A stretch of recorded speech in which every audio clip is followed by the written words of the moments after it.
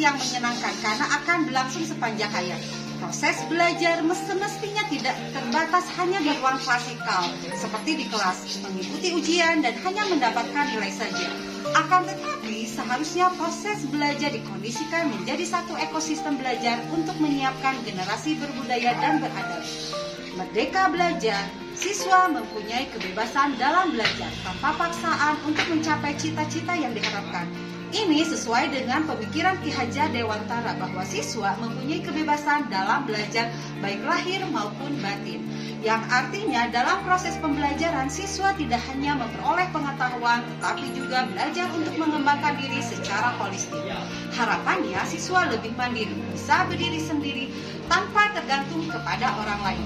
Kemudian siswa lebih sadar akan kewajiban dan perannya sebagai bagian dari keluarga, masyarakat, dan negaranya.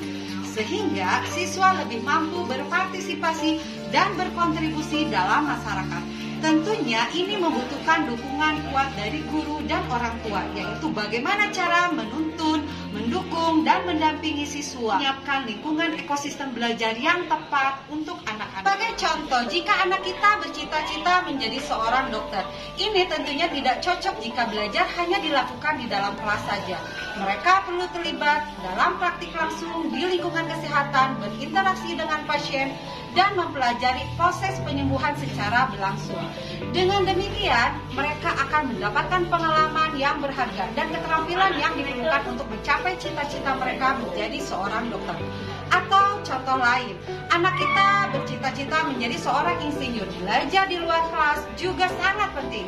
Mereka perlu terlibat dalam proyek-proyek praktis seperti membangun model, melakukan eksperimen, dan mengunjungi situs konstruksi nyata.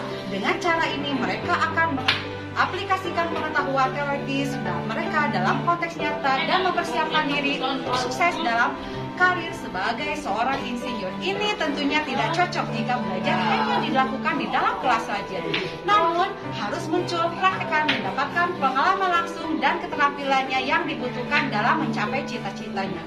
Guru dan orang tua memiliki peran yang sangat penting dalam mendorong anak-anak untuk meraih cita-cita mereka. Mereka memberikan dukungan penuh dengan memberikan bimbingan, dorongan, dan fasilitas yang dibutuhkan. Selain itu, mereka juga menjadi contoh yang inspiratif bagi anak-anak, membantu mereka memecahkan masalah dan memberikan bimbingan yang diperlukan.